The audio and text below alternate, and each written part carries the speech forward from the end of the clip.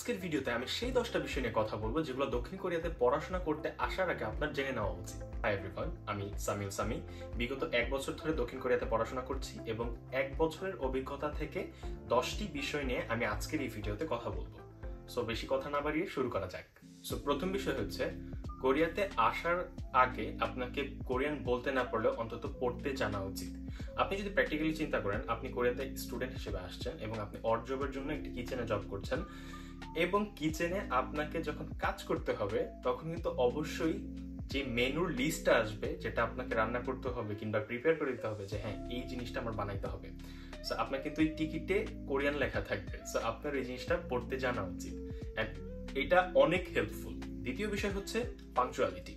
কোরিয়াতে লিটারালি আমি আমার নিজের পার্সোনাল এক্সপিরিয়েন্স থেকে বলছি, আমি 1 মিনিট লেট করে গেছিলাম একটা কাজে, মানে আমার যে জব ছিল সেখানে আমি 1 মিনিট লেট করে যাই, অ্যান্ড 1 মিনিট লেট করে যাওয়ার জন্য সেখানকার যে বস, উনি লিটারালি আমার 1 ঘন্টার টাকা কাটার ব্যবস্থা করে ফেলছিল যে না, তোমার 1 ঘন্টার ওয়ার্ক পেমেন্ট আমি কেটে রাখবো।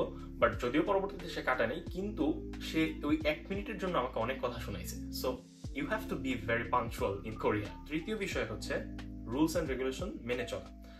কোরিয়াতে সিগন্যাল কিংবা জেব্রা ক্রসিং, অন্যান্য যাই বলেন না কেন, এই সব কিছুর ক্ষেত্রে প্রচুর স্ট্রিক্ট রুল, অ্যান্ড আপনাকে এটা অবশ্যই মানতে হবে। আপনি যদি একবার এই রুলগুলো ব্রেক করেন, লাইক বাংলা টাকার হিসাবে যদি ধরি 2.5 থেকে 3 লাখ টাকা পর্যন্ত জরিমানা করে ফেলে এরা। So it's depends on, but সেই ক্ষেত্রে সতর্ক থাকা ভালো। চতুর্থ বিষয় হচ্ছে ক্লিয়ার কমিউনিকেশন। এই জিনিসটা বলার মেইন রিজন হচ্ছে, কোরিয়ানরা একদমই মিসকমিউনিকেশন পছন্দ করে না। লাইক আপনি কাজে যাবেন অ্যান্ড সাডেনলি আপনি ফিল করতেছেন যে হ্যাঁ আমি অসুস্থ বোধ করছি, তো আপনি কাজের 1 ঘন্টা আগে যদি ওনাকে জানান যে আমি ভালো লাগতেছে না, আমি কাজে আসতে পারবো না, এই জিনিসটা তারা খুবই নেগেটিভ চোখে দেখে অ্যান্ড তারা খুবই অপছন্দ করে। যার কারণে আপনার অবশ্যই তাদেরকে আগে থেকে জানিয়ে রাখা উচিত হ্যাঁ আমি আজকে কাজে আসতে পারবো না। শুধু এটা কাজের ক্ষেত্রে না, এটা সব জায়গায় ক্লিয়ার কমিউনিকেশন থাকাটা বাধ্যতামূলক। এই জিনিসটা কোরিয়াতে যেমন আপনার অনেক হেল্প করবে, ঠিক আপনার পার্সোনাল লাইফে ইন ফিউচার অনেক হেল্পফুল হবে। তো এরপরে 5 এবং 6 নম্বরের বিষয়টা আমি একসাথে বলতে চাচ্ছি। প্রথমটা হচ্ছে হারাম ফুড ইজ এভরিওয়্যার, এন্ড সেকেন্ডটা হচ্ছে হালাল ফুড ইজ আ বিজনেস। এটা বলার মেইন রিজন হচ্ছে, আশেপাশে আপনি মার্টে রেগুলার যেসব গ্রোসারি আইটেমের যেসব মার্ট আছে, আপনি এইখানে হালাল কোনো খাবার পাবেনই না, লাইক চিকেন, বিফ, এই জিনিসগুলা।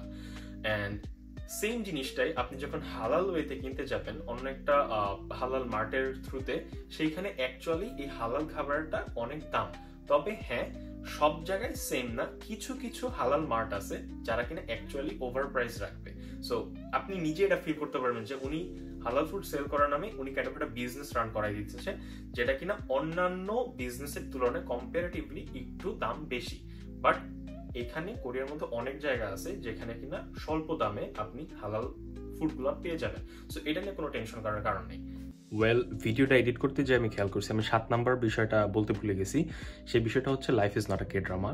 অ্যান্ড আপনি যখন কোরিয়াতে আসবেন, যেটা হচ্ছে আপনি সোশ্যাল মিডিয়াতে দেখেন, like specially in K drama কিংবা আদার্স প্ল্যাটফর্মে, যে হ্যাঁ কোরিয়ার মানুষ অনেক সুইট, অনেক ভালো, রাস্তাঘাট খুব সুন্দর, হ্যান ত্যান, বিষয়টা এমন না।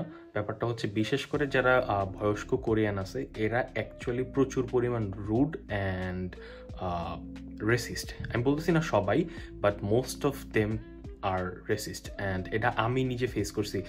এটা এমন না যে আপনার স্কিন কালার ডার্ক এই জন্য আপনার রেসিজম ফেস করতে হবে। Just because of your foreigners you have to face those racism.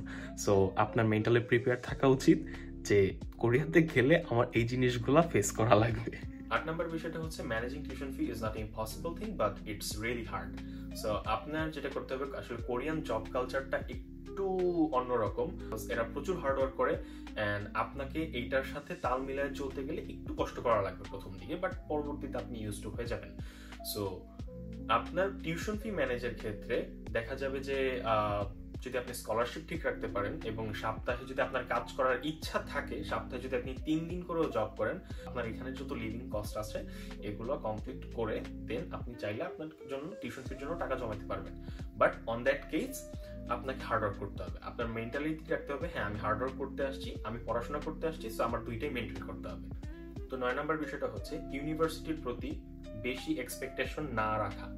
কারণ আমি আমার ইউনিভার্সিটিতে যেটা ফেস করছি, যে আমি যখন একটা ফটোগ্রাফি ক্লাবে জয়েন করতে গেছি কিংবা একটা কমিক ক্লাবে জয়েন করতে গেছি অথবা অন্যান্য যত এক্সট্রা কারিকুলার অ্যাক্টিভিটিস আছে সেই ক্লাবে যখন আমি জয়েন করতে গেছি, তো তখন তারা বলতো যে এটা নট ফর ফরেনার্স, এখানে শুধু কোরিয়ানরাই থাকবে অ্যান্ড এই ক্লাবটা কোরিয়ানদের জন্য, অথবা আপনি যদি জয়েন করতে চান আপনাকে কোরিয়ান জানা বাধ্যতামূলক।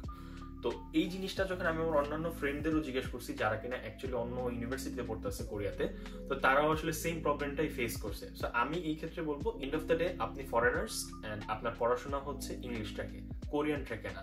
সো আপনি আসলে অনেক কিছু থেকে বঞ্চিত হবেন, কারণ এই জিনিসটা আমি ফেস করছি। 10 নম্বর বিষয় হচ্ছে কাঁচা টাকার লোভে না পড়া। আপনি এখানে পড়াশোনার পাশাপাশি দেখবেন অ্যাকচুয়ালি অনেক টাকা কামাইতেছেন, যেটা দিয়ে আপনার লিভিং এক্সপেন্স চলে যাচ্ছে, আপনি চাইলে একটা শখ পূরণ করতে পারতেছেন। সাপোজ আপনি একটা ব্র্যান্ডের ঘড়ি কিনবেন, আপনি ব্র্যান্ডের একটা ফোন কিনবেন, সো এগুলো আপনি চাইলেই পূরণ করতে পারতেছেন। সো আপনি যখন ওই লোভটার মধ্যে পড়ে যাবেন যে হ্যাঁ আরে এখানে তো কাজ করলেই টাকা পাইতেছি আমি, সো এই জিনিসটা করা যাবে না। বিকজ আপনার মাথায় রাখা উচিত এন্ড অফ দ্য ডে আপনি একটা ইন্টারন্যাশনাল স্টুডেন্ট, আপনার সিজি ম্যাটার্স, আপনার স্কলারশিপ ম্যাটার্স, অ্যান্ড আপনি যদি ভালো মতো পড়াশোনা করেন আপনার একটা সুন্দর ফিউচার আছে। সো এই সবগুলো বিষয় মূলত ছিল আজকের এই ভিডিওতে। যদি আপনি মনে করে থাকেন এই ভিডিওটা অ্যাকচুয়ালি হেল্পফুল ছিল অ্যান্ড আপনার অ্যাকচুয়ালি কাজে লাগবে, সো আপনি কমেন্ট করে জানাতে পারেন অ্যাকচুয়ালি আপনি কোন জিনিসটা সবচেয়ে বেশি আপনার জন্য হেল্পফুল ছিল। এটাও জানাতে পারেন যে নেক্সট কোন বিষয়ে কিংবা কোন ইনফরমেশন আপনার জানা দরকার, সো আপনি কমেন্ট করতে পারেন। That's it.